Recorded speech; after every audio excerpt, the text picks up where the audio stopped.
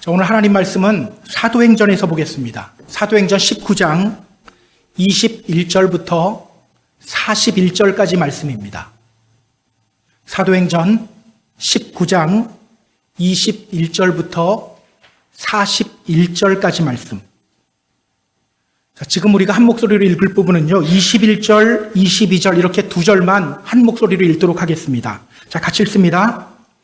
이 일이 있은 후에 바울이 마게도냐와 아가야를 거쳐 예루살렘에 가기로 작정하여 이르되 내가 거기 갔다가 후에 로마도 보아야 하리라 하고 자기를 돕는 사람 중에서 디모데와 에라스도 두 사람을 마게도냐로 보내고 자기는 아시아에 얼마 동안 더 있으니라. 아멘.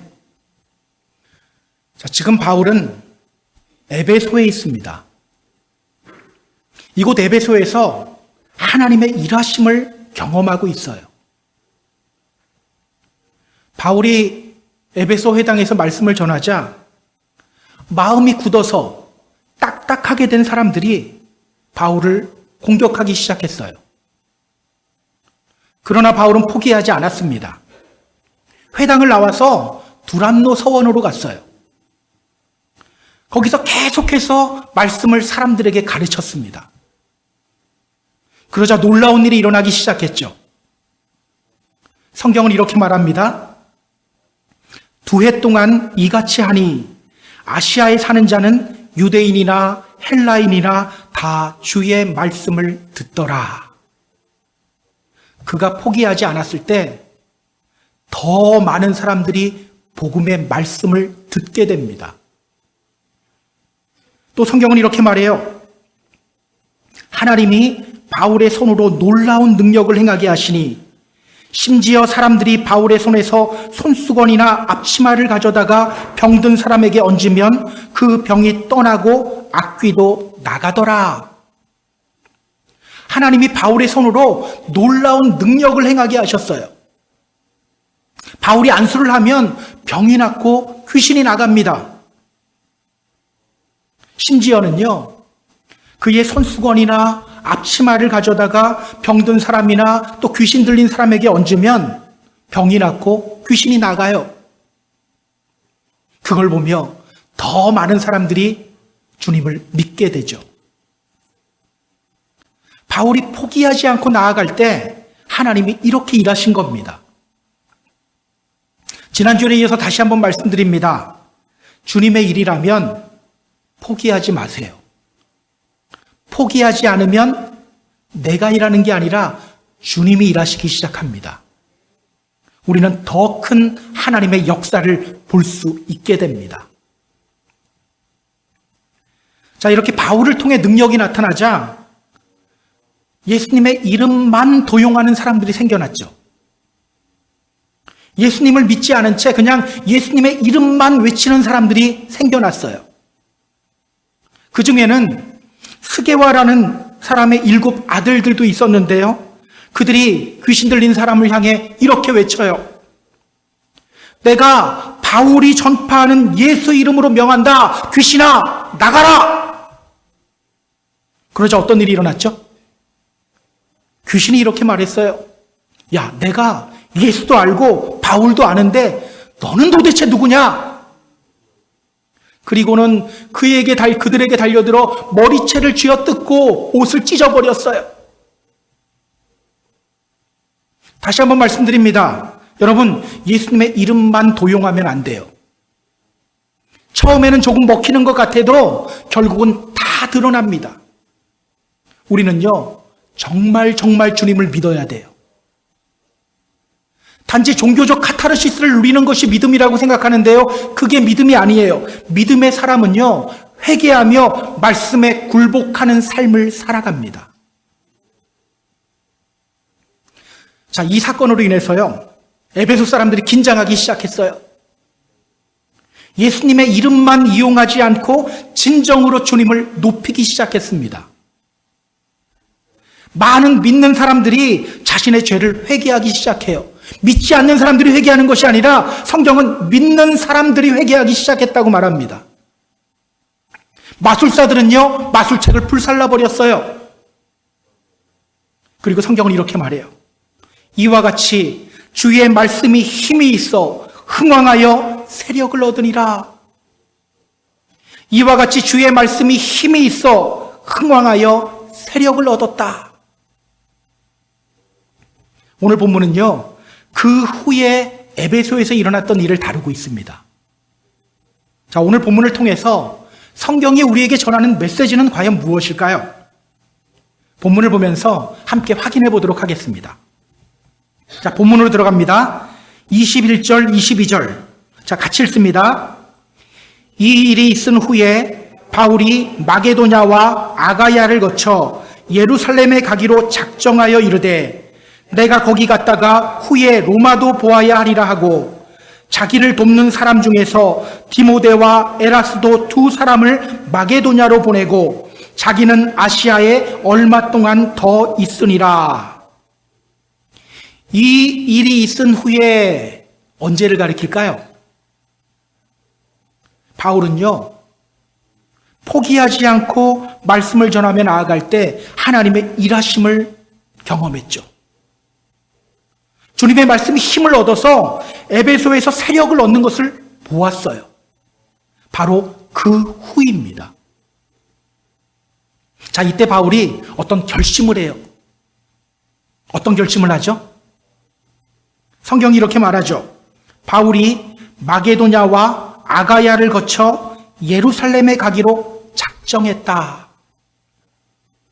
바울이 마게도냐와 아가야를 거쳐 예루살렘에 가기로 작정했다.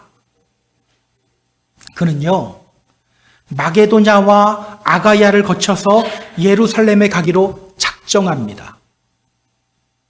잠시 지도를 좀 보세요. 지도 좀 보여주세요. 지도 좀 보여주세요. 벌써 하고 있네요. 예. 지도 보이시죠? 마게도냐 지방에 어떤 도시들이 있죠? 저거는 안 보이겠다. 빌립보, 데살로니가, 베레아. 자, 아가야 지방에는 어떤 도시가 있습니까? 고린도. 모두 어떤 도시들이죠? 바울이 2차 전도 여행 때 방문했던 도시들이에요. 그렇다면 여러분, 바울이 마게도냐와 아가야를 거쳐서 예루살렘으로 가려고 한다는 것, 이것은 무엇을 의미합니까? 바울이 2차 전도 여행 때 다녔던 곳을 다시 한번 방문하고 예루살렘에 가기로 결심했다라는 거예요. 자, 이것을 계획한 후에 바울은요, 디모데와 에라스도를 마게도냐 지방으로 먼저 보냅니다. 여기 생소한 이름이 나오죠. 디모데라는 이름은 우리에게 익숙한데요, 에라스도라는 이름이 좀 생소해요. 에라스도, 어떤 사람일까요? 자, 이 이름이 로마서 16장에 나옵니다. 로마서 16장 한번 찾아보세요. 찾으면서 들으세요. 로마서는요, 바울이 로마에 있는 믿음의 형제들에게 쓴 편지입니다. 여러분, 바울이 로마서를 어디서 썼는지 아세요? 고린도에서 썼어요. 방금 바울이 이렇게 결심했죠. 마게도냐와 아가야를 방문한 후에 예루살렘으로 가겠다. 이렇게 결심한 후에 그가 아가야 지방의 고린도로 가서 로마서를 쓴 거예요. 그렇게 로마에 있는 믿음의 형제들을 향해 편지를 쓰면서 바울이 이렇게 말합니다. 로마서 16장 23절이에요. 같이 읽습니다. 나와 온 교회를 돌보아주는 가이오도 너희에게 문안하고 이 성의 재무관 에라스도와 형제 구아도도 너희에게 문안하느니라. 로마에 있는 믿음의 형제들에게 문안 인사를 하면서 가이오와 에라스도와 구아도도 함께 문안 인사한다고 말하고 있죠. 여기에 에라스도라는 이름이 나와요. 이 성의 재무관 에라스도. 그렇다면 여러분, 에라스도는 어디 사람이에요? 고린도 사람이에요. 고린도에서 공직에 근무하던 재무관입니다. 그런 그가 복음 듣고 바울과 함께 복음에 헌신하는 사람이 된 거예요. 자, 지금 바울은요, 2차 전도 여행 때 방문했던 곳을 다시 한번 방문한 후에 예루살렘으로 가기로 결심했습니다. 그리고 디모데와 에라스도를 먼저 마게도냐 지방으로 보냈어요. 여러분, 바울이 왜 예루살렘으로 가려고 결심했을까요? 바울이 왜 갑자기 예루살렘으로 가려고 결심했을까요? 자, 사실 바울이 가려고 하는 곳은요, 예루살렘이 아니에요. 로마입니다. 바울이 이렇게 말하죠. 내가 거기 갔다가 후에 로마도 보아야 하리라. 내가 예루살렘에 갔다가 후에 로마도 보아야 하리라. 그러니까 예루살렘을 통해서 로마로 가려고 하는 겁니다. 앞으로 우리가 확인하게 될 텐데요. 바울은 예루살렘에 올라갔다가 예루살렘에서 사람들에게 잡히게 되고요. 죄수의 신분으로 로마로 이송됩니다. 그리고 성경에는 나오지 않지만 로마의 마메르틴의 감옥에서 죽음을 맞이합니다.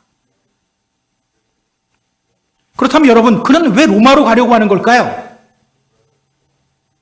왜 로마로 가기로 결심했을까? 야, 이왕 복음 전하려면 세계에서 가장 중심이 되는 로마에서 한번 전해봐야 되지 않겠어? 이런 마음일까요? 그렇지는 않아요. 성경 한 군데 더 찾아야 되는데. 자, 로마서 15장 22절부터 24절까지 말씀이에요. 로마서 15장 22절부터 24절까지 말씀. 자, 같이 읽습니다. 그러므로 또한 내가 너희에게 가려 하던 것이 여러 번 막혔더니 이제는 이 지방에 일할 곳이 없고 또 여러 해 전부터 언제든지 서바나로 갈 때 너희에게 가기를 바라고 있었으니 이는 지나가는 길에 너희를 보고 먼저 너희와 사귐으로 얼마간 기쁨을 가진 후에 너희가 그리로 보내주기를 바람이라. 자, 로마로 가기 전에 로마에 있는 믿음의 형제들에게 편지를 쓰면서 바울이 이렇게 말해요.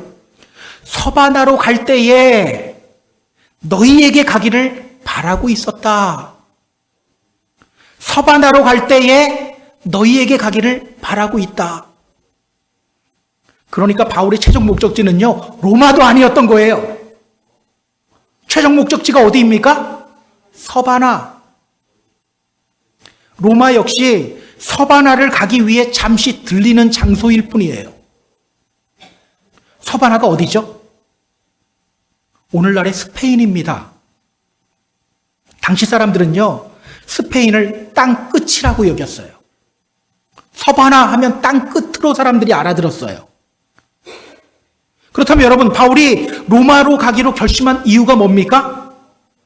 당시 로마는요, 세계의 중심이에요. 그래서 이런 말이 있었어요. 모든 길은 로마로 통한다. 지금 바울은요, 그곳 로마로부터 하나님의 말씀이 땅 끝까지 확장되는 꿈을 꾸고 있는 거예요. 주님이 제자들에게 말씀하셨죠? 오직 성령이 너희에게 임하시면 너희가 권능을 받고 예루살렘과 온 유대와 사마리아와 땅 끝까지 이르러 내 증인이 되리라. 그 말씀대로 그는 지금 복음 들고 땅 끝까지 나아가겠다고 결심한 거예요. 이곳 에베소에서 그는 말씀에 힘이 있어서 세력을 얻는 것을 봤죠. 복음이 에베소 지역을 덮고 또 아시아 지방으로 확장되는 것을 봤어요. 그것을 본 후에 이제는 복음이 땅 끝까지 확장되는 것을 꿈꾸고 있는 거예요. 여러분, 바울 스스로 이런 생각을 하게 된 걸까요? 그렇지 않아요. 자, 우리말 성경은 바울이 작정했다라고 번역하고 있는데요. 사실은 정확한 번역이 아니에요. 여기 빼먹은 단어가 하나 있어요. 푸뉴마라는 단어입니다.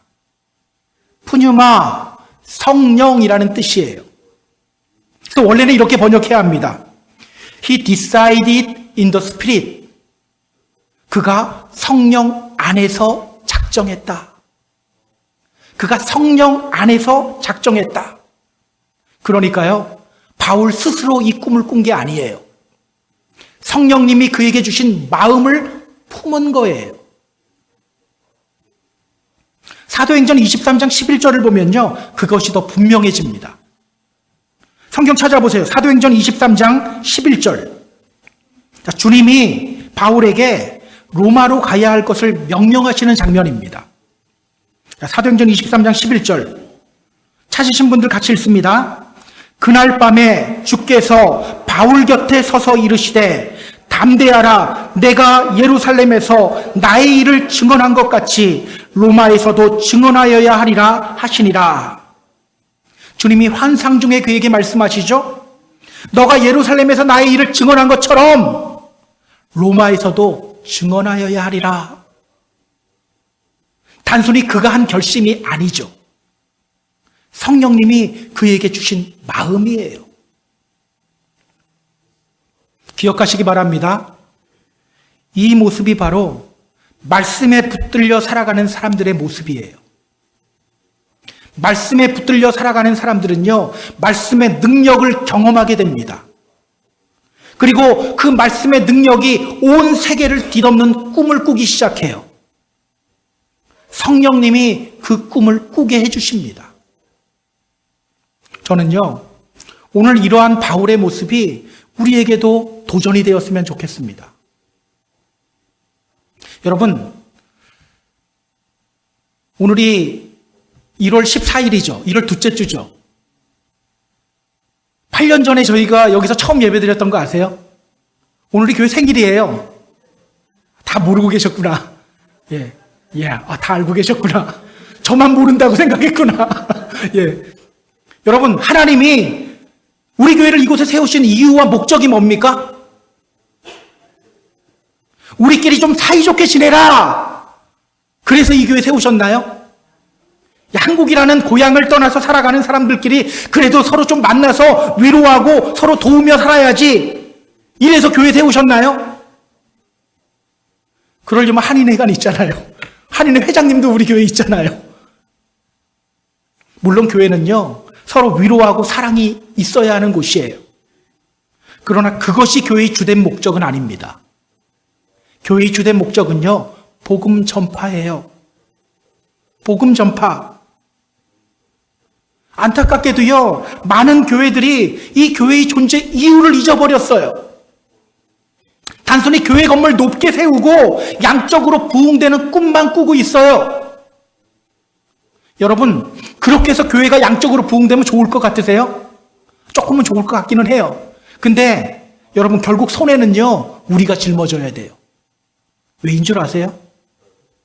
우리 안에 교만만 쌓여요.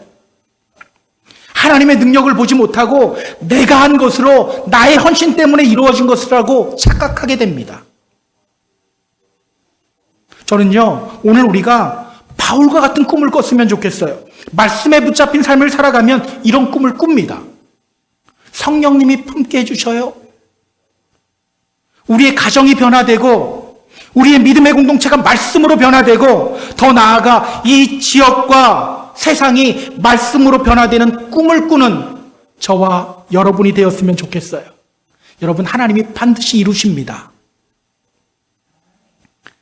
자, 이어서 성경은요, 에베소에서 일어났던 한 사건을 우리에게 소개하고 있어요. 23절 보세요. 자, 23절 같이 읽습니다. 그때쯤 되어 이 도로 말미암아 적지 않은 소동이 있었으니.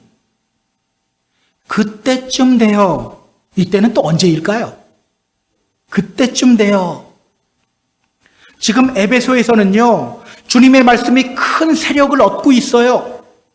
그리고 그것을 보면서 바울이 결심했어요. 내가 로마로 가겠다. 바로 그 즈음이에요. 자, 성경은 이렇게 말합니다. 그 도로 말미암아 적지 않은 소동이 있었다. 그 도로 말미암아 적지 않은 소동이 있었다. 자, 여기 나오는 소동, 이 단어가 타라코스라는 헬라어 단어인데요. 타라코스, 이런 뜻이에요. 스터, 휘젓다. 또 디스터번스, 방해.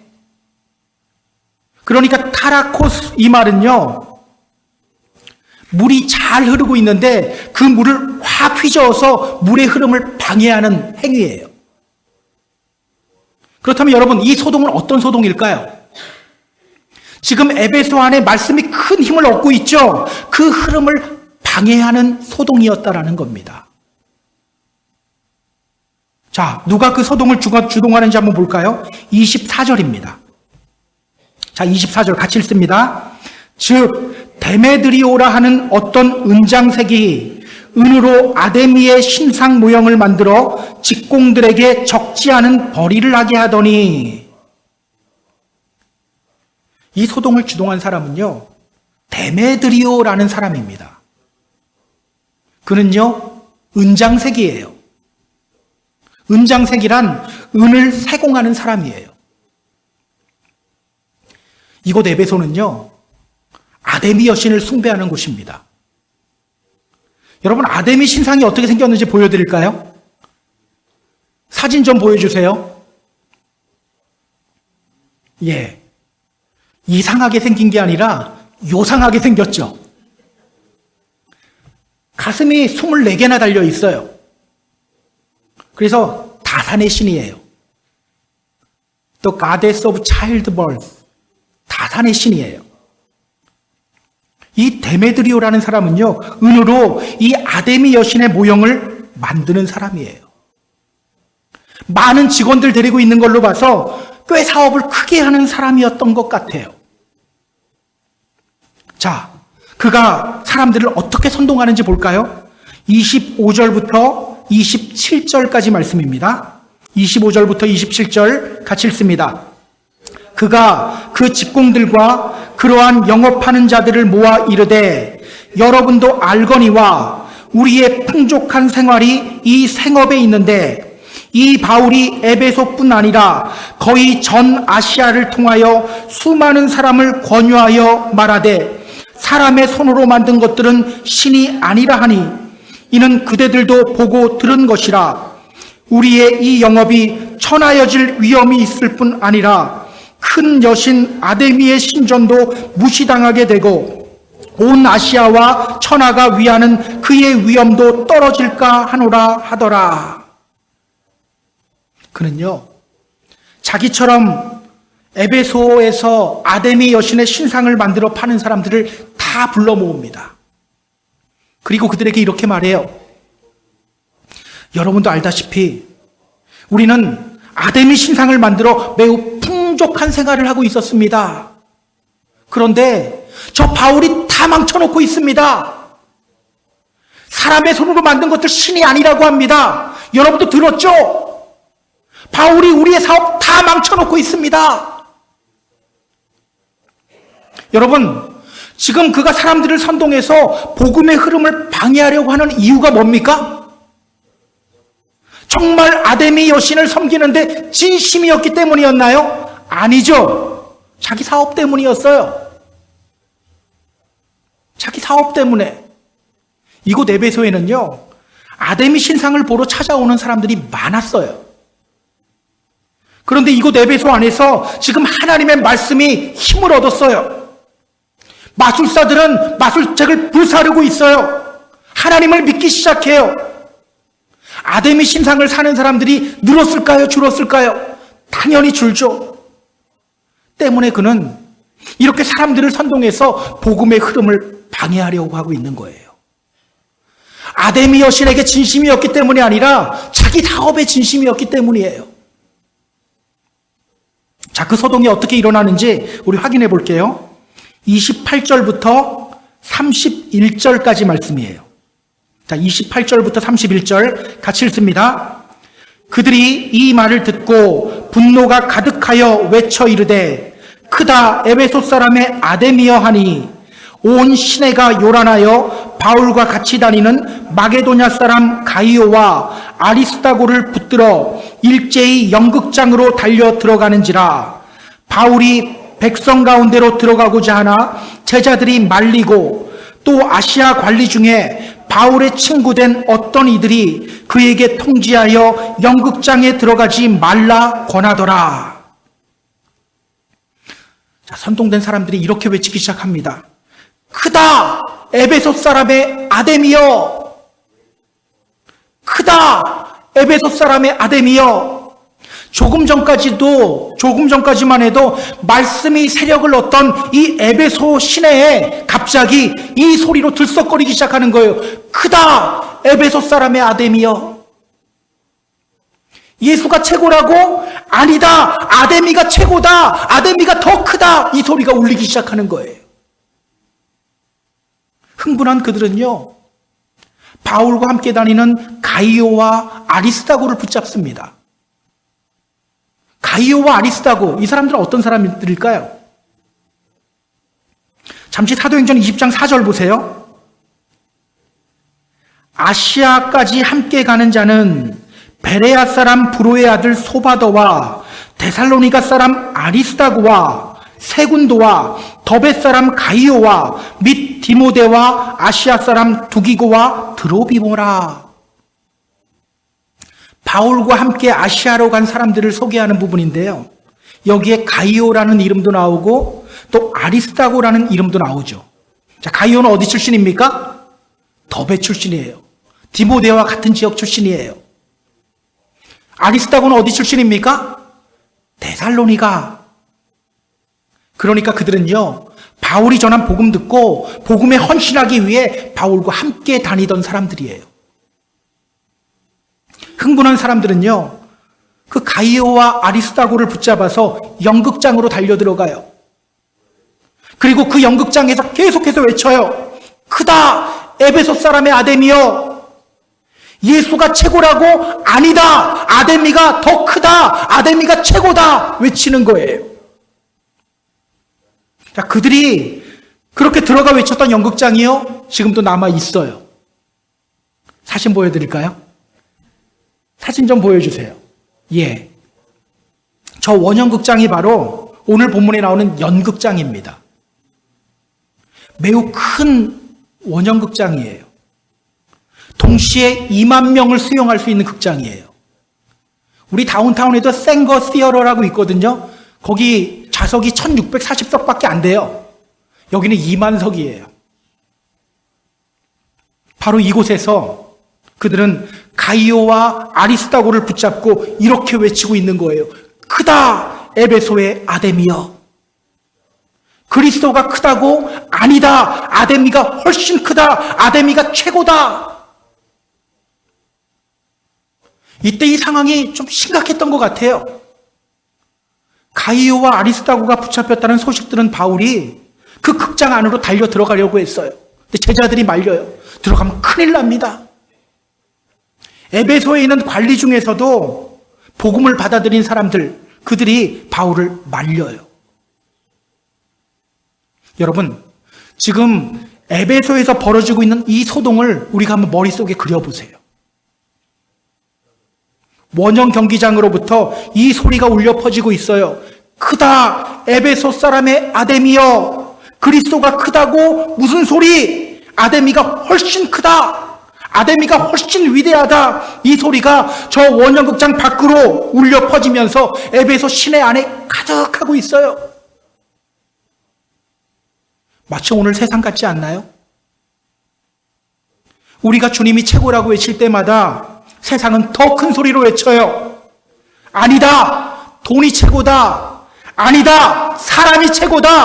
아니다! 지식이나 경험이 최고다! 명예가 최고다! 이런 세상 속에서 살아가는 우리의 모습이 때로는요, 너무 작고 또 초라하게 느껴지기도 합니다. 근데 여러분, 사실은 오늘날 교회도 다르지 않아요. 어느 순간부터 교회도요, 돈이 최고라고 외치고 있고요, 조직이나 사람이 최고라고 외치고 있어요. 주님의 이름은 들러리일 뿐 세상과 다르지 않아요. 참 안타까워요. 여러분, 왜 이런 현상이 나타나는지 아세요? 왜 이런 현상이 나타날까요? 요한복음 1장 5절 이렇게 말합니다. 빛이 어둠에 비치되 어둠이 깨닫지 못하더라. 빛이 비치지 않아서가 아니죠. 빛 대신 주님을 믿는다고 하지만 실제로는 빛 대신 주님을 거부한 채 어둠 속에 있기 때문이에요. 그래서 이런 현상이 나타나는 거예요. 빛을 거부하고 어둠 속에 있기 때문에 보지 못하고 깨닫지 못하는 거예요. 주님이 최고인데 그 최고이신 주님을 보지 못하고 돈이 최고다, 권력이 최고다, 교회도 이러고 있는 거예요. 저는요, 이 세상에서 주님이 최고라고 외칠 수 있는 저와 여러분이 되었으면 좋겠어요. 빛 대신 주님을 통해서 주님이 최고임을 보고 또 깨닫게 되는 저와 여러분이 되기를 주님의 이름으로 소망합니다. 자, 그렇게 아데미가 최고라고 외치는 사람들의 모습을 성경이 어떻게 묘사하고 있는지 우리 확인해 볼까요? 32절 보세요. 자, 32절 같이 읽습니다. 사람들이 외쳐 어떤 이는 이런 말을 어떤 이는 저런 말을 하니 모인 무리가 분란하여 태반이나 어찌하여 모였는지 알지 못하더라. 지금요, 수많은 사람들이 모여서 이렇게 외치고 있어요. 크다! 에베소 사람의 아데미여! 에베소 시내가 이 소리로 들썩들썩이고 있어요. 그런데 성경은 이렇게 말하죠. 모인 무리가 분란하여 태반이나 어찌하여 모였는지 알지 못하더라. 태반이나 어찌하여 모였는지 알지 못하더라. 모르고 어디서 외치고 있는 거예요. 더하여 성경은 이렇게 말합니다. 33절, 34절 보세요. 자, 33절, 34절 같이 읽습니다. 유대인들이 무리 가운데서 알렉산더를 권하여 앞으로 밀어내니 알렉산더가 손짓하여 백성에게 변명하려 하나 그들은 그가 유대인인 줄 알고 다 한 소리로 외쳐 이르되 크다 에베소 사람의 아데미여 하기를 2시간이나 하더니. 이때 유대인들이 알렉산더라는 사람을 그 무리 앞으로 세워요. 성경은 이렇게 말합니다. 알렉산더가 손짓하여 백성에게 변명하려 하나. 알렉산더가 손짓하여 백성에게 변명하려 하나. 자, 변명하다. 이 말은요, 아폴로게오마이라는 단어인데요. 아폴로게오마이 이런 뜻이에요. To defend a person or a thing. 어떤 사람이나 어떤 것을 방어하다 뜻이에요. 방어하다.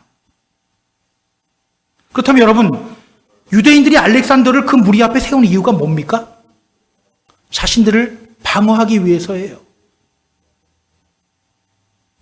당시 사람들은요, 유대교와 기독교를 잘 구분하지 못했어요.